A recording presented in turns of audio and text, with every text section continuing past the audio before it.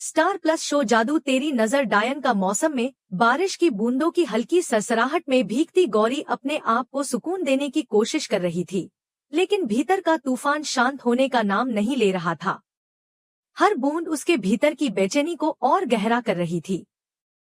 जिस विश्वास को उसने पूजा था, वही विश्वास अब उसकी आंखों से बहकर आंसुओं में तब्दील हो चुका था। विहान का विश्वासघात उसके मन को छलनी कर चुका था। अचानक पीछे से विहान की आवाज आई, गौरी, मुझे माफ कर दो।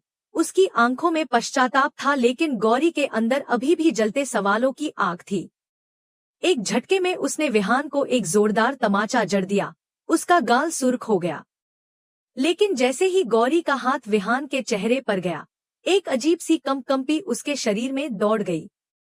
उसने जो देखा वह सामान्य नहीं था। एक साया, एक काली छाया, जैसे उसके सामने आकर खड़ी हो गई हो। गौरी की आंखों में डर नहीं, बल्कि समझ थी। वह समझ गई थी कि विहान की हरकतों के पीछे कोई और है, कोई अदृश्य शक्ति जो उसे नियंत्रित कर रही है। उसका शक जल्दी ही यकीन में बदल गया जब उसे कामिनी की परछाई दिखाई दी, जो अंधेरे कोनों में छिपकर विहान की आत्मा को अपने कब्जे में रखे हुए थी। गौरी हड़बड़ाते हुए घर के अंदर दौड़ी, सबको बुलाया और अपनी बात कहने लगी। विहान जो कुछ भी कर रहा है वह उसके अपने बस में नहीं है। कामिनी ने उसकी आत्मा को जकड़ लिया है, वह उसे एक दानव में बदल रही है। वीणा ने चौंक कर पूछा, लेकिन जब अखंड ज्योत जल रही है तो कामिनी की काली शक्तियाँ कैसे असर कर सकती हैं? गौरी ने गहरी सांस लेकर जवाब दिया, क्योंकि कामिनी ने अखंड ज्योत को भटकाने का जादू कर दिया है। उसकी शक्तियाँ अब पर्दे के पीछे से काम कर रही हैं। तभी एक और भयंकर दृश्य सबके सामने आया। विहान का चेहरा बदल गया, उसकी आंखों में जैसे आग जल रही थी। उसके हाथों में अनदेखे घाव उभर आए और उसके शरीर से उठती गर्म हवा ने कमरे का तापमान ही बदल दिया। गुस्से से पागल होकर वह घर के सामान को उठाकर हवा में फेंकने लगा। दीवारों पर तस्वीरें टूटकर गिरने लगी, फर्श पर ग्लास चटकने लगे। रश्मि ने घृणा से कहा, क्यों नहीं होगा ऐसा जब वो एक डायन का बेटा है। उसकी बात ने जैसे आग में घी डालने का काम किया। गौरी की आंखों में आंसू थे, लेकिन अब उनमें दर्द से ज्यादा हिम्मत थी। वह जान चुकी थी कि अगर किसी को बचाना है तो उसे इस अंधकार से लड़ना होगा। लेकिन तभी एक पुरानी आवाज उसके कानों में गूंजी, एक शेर को इतने सालों से पिंजरे में कैद करके रखा है। बेटा, ये क्यों? उसकी माँ की कही बात उसे याद आ गई। वह समझ चुकी थी कि अब उस पिंजरे को जलाने का वक्त आ गया है। अब डर का कोई स्थान नहीं रहा। उसके कदमों में अब ठहराव नहीं था, बल्कि एक उद्दीपन था। उसने खुद से कहा, डर लग रहा है क्या? नहीं, अब नहीं। अब ये बगवा उस घर का नहीं रहा। लेकिन वीणा अभी भी उलझन में थी। उसने गौरी से पूछा, अगर कामिनी चली गई है तो फिर भी वह विहान को कैसे कंट्रोल कर रही है? गौरी ने शांत स्वर में जवाब दिया, डायनें मरती नहीं है वीणा जी, वह सिर्फ शरीर छोड़ती है। उसकी आत्मा अब भी भटक रही है और वह विहान की आत्मा को बांधकर उसे दांव पर लगा रही है। उसने विहान की चेतना को अपने नियंत्रण में ले लिया है। वीणा स्तब्ध रह गई। उसने कहा, माँ को माँ नहीं कहेंगे तो क्या कहेंगे? और फिर उसकी आंखों में पछतावे के भाव उभरे। वह जान गई थी कि शायद इस सारे विनाश की शुरुआत उसी वक्त हो गई थी जब उन्होंने गौरी की बातों को नजरअंदाज किया था, जब उन्होंने विहान के भीतर की पीड़ा को समझने की बजाय उसे कमजोर समझा था। अब उन्हें यह मानना ही होगा कि जिस शक्ति से वे लड़ रहे हैं वह साधारण नहीं है। डॉक्टर साहब, जो अब तक चुप थे, बोले, मुझे नहीं पता, लेकिन अगर कामिनी की शक्ति अब भी जिंदा है तो हमें एक साथ खड़ा होना पड़ेगा। पर घर के बाकी सदस्य अभी भी आश्वस्त नहीं थे। वे इसे महज मानसिक समस्या मान रहे थे। लेकिन तभी विहान ने एक और हिंसक रूप धारण किया और सीढ़ियों से उल्टा गिर गया। उसकी चीखें कमरे में गूंज उठी। गौरी दौड़कर उसके पास गई और उसका माथा अपने हाथों में लिया। उसकी आंखों में आंसू थे, लेकिन यह आंसू सिर्फ पीड़ा के नहीं थे, ये उस निर्णय के थे जो वह ले चुकी थी। वह जान चुकी थी कि अब ये सिर्फ एक परिवार की लड़ाई नहीं है, यह एक आत्मा की मुक्ति की जंग है। और इस जंग में उसे अकेले ही कामिनी की छाया से टकराना होगा। अब कोई माफी नहीं, अब कोई पछतावा नहीं, सिर्फ सामना। बिजली की एक तेज चमक से कमरा रोशन हो उठा और अचानक विहान की आंखें पलटीं, उसकी सांसें तेज हो गईं। अब सबको समझ आ चुका था, यह केवल विहान की नहीं, बल्कि पूरे परिवार की परीक्षा थी। जादू तेरी नजर का असली मौसम अब शुरू होने जा रहा था। कांच के टुकड़े चारों तरफ बिखर गए थे, जैसे किसी तूफान ने कमरे को तहस-नहस कर दिया हो। विहान का चेहरा गुस्से से लाल था और उसकी आंखें अंगारों की तरह जल रही थी। उसने अपनी पूरी ताकत से दीवार पर मुक्का मारा और गूंजती आवाज में चिल्लाया, अब एक शेर पिंजरे से आजाद होगा। यह कोई सामान्य गुस्सा नहीं था, यह भीतर से उठती कोई ज्वाला थी जिसे अब तक किसी अदृश्य जंजीर ने थाम रखा था, लेकिन अब वह जंजीर टूट चुकी थी।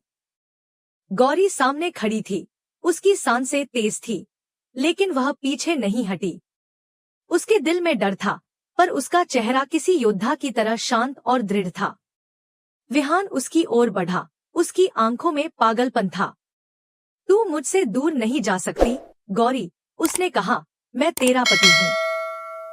मेरे बिना तेरा कोई अस्तित्व नहीं है।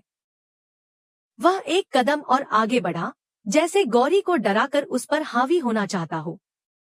लेकिन गौरी जरा भी नहीं डरी। वह वहीं खड़ी रही, उसकी आंखें विहान की आंखों में गड़ी थी।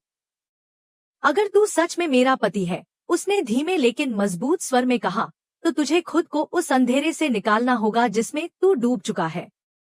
मैं डरूंगी नहीं, क्योंकि मेरी भक्ति मेरी ताकत है। इस बार उसकी आवाज में कंपी नहीं थी, बल्कि शक्ति थी। उसकी आंखों में एक चिंगारी थी, जो स्पष्ट कर रही थी कि अब वह केवल प्यार करने वाली स्त्री नहीं, बल्कि एक धर्मयुद्ध की सेनानी बन चुकी है। उसी रात अर्जुन उससे मिलने आता है। दोनों एक गुप्त पुस्तक लेकर बैठते हैं, जो उन्होंने एक साधु से प्राप्त की थी। उस पुस्तक में प्राचीन मंत्र, काले जादू के तोड़ और आत्मा की मुक्ति के उपाय दर्ज थे। अर्जुन ने पूछा, क्या विहान अब पूरी तरह दवंश बन चुका है? गौरी ने पुस्तक के पन्ने पलटते हुए कहा, अभी नहीं, लेकिन वक्त बहुत कम है। अगर हम जल्दी नहीं जागे, तो कामिनी उसे पूरी तरह निगल जाएगी। पुस्तक में एक विशेष मंत्र का जिक्र था, जिसे पढ़ने के लिए एक पवित्र स्थान और एक विशुद्ध हृदय की आवश्यकता थी। दोनों ने योजना बनानी शुरू कर दी। यह सिर्फ किसी को बचाने का प्रयास नहीं था, यह अंधकार और भक्ति के बीच का युद्ध था। एक तरफ कामिनी की दुष्ट शक्तियां थी, जो समय के साथ और भी विकराल होती जा रही थी, और दूसरी तरफ गौरी की आस्था, उसका प्रेम और उसकी निडरता थी। उधर सिया, जो अब तक इस रहस्य से दूर थी, अपने भाई को लेकर पुलिस स्टेशन पहुंचती है। वह रोती है, चीखती है और एक ड्रामाई मोड़ लाती है जो सभी को चौंका देता है। पुलिस अधिकारी, जो पहले इस मामले को मामूली मान रहा था, अब गंभीर हो जाता है। सिया के आंसुओं में सच्चाई की चमक थी जिसने उस अधिकारी को सोचने पर मजबूर कर दिया। इधर रात के गहराते ही घर का माहौल और अधिक अजीब होता जा रहा था। हवाएं सनसनाने लगी थी और हर कोने से अजीब सी आवाजें आने लगी। तभी दरवाजे की घंटी बजी। सभी चौंक कर उठे। दरवाजा खुला और वहां खड़ा था विहान, लेकिन वह अकेला नहीं था। उसके साथ थी एक रहस्यमय रूसी लड़की। उसकी आंखें नीली थी, लेकिन उनमें ठंडापन था जो किसी सामान्य व्यक्ति में नहीं हो सकता। उसका चेहरा भावहीन था, लेकिन चाल में एक तरह की रुकावट थी, जैसे वह किसी अदृश्य डोर से बंधी हो। विहान ने बिना कुछ कहे उसे सीधा अपने कमरे में ले जाना शुरू कर दिया। गौरी के पैरों तले जमीन खिसक गई। ये कौन है विहान? उसने चीख कर पूछा, लेकिन विहान ने कोई जवाब नहीं दिया। सभी घरवाले सकते में थे। वीणा ने कहा, वह पागल हो गया है, लेकिन गौरी जानती थी, यह पागलपन नहीं है, यह कामिनी की अगली चाल है। वो लड़की सिर्फ दिखने में इंसान है, पर भीतर से वह कुछ और है, शायद कामिनी की आत्मा का नया निवास। गौरी की आंखों से आंसू बहने लगे, लेकिन वह जानती थी अब रोने से कुछ नहीं होगा। अब वक्त है लड़ाई का। उसने खुद को संयमित किया और अर्जुन को फोन मिलाया। हमें मंत्र तैयार करना होगा, उसने कहा। अब हमें रुकने का मौका नहीं है। अर्जुन ने उसकी बात को समझा और कहा, कल रात शिव मंदिर में मिलो, वहीं ये युद्ध शुरू होगा। एपिसोड का अंत एक अनसुलझे रहस्य के साथ होता है। दर्शकों के मन में कई सवाल उठते हैं। क्या विहान अब पूरी तरह कामिनी के वश में है? क्या वह लड़की कोई नई चाल है या कुछ और बड़ा षड्यंत्र? क्या गौरी समय रहते विहान को बचा पाएगी या कोई नया बलिदान इस कहानी को मोड़ देगा? क्या यह प्रेम की जीत होगी या अधर्म की चुप्पी? तो दोस्तों, कहानी अब मोड़ ले रही है और अगले एपिसोड में सामने आएगा एक ऐसा रहस्य जो सबको झकझोर कर रख देगा। आप जरूर बताइए कि आपको ये एपिसोड कैसा लगा और क्या आप भी मानते हैं कि गौरी ही वह शक्ति है जो अंधकार को मिटा सकती है?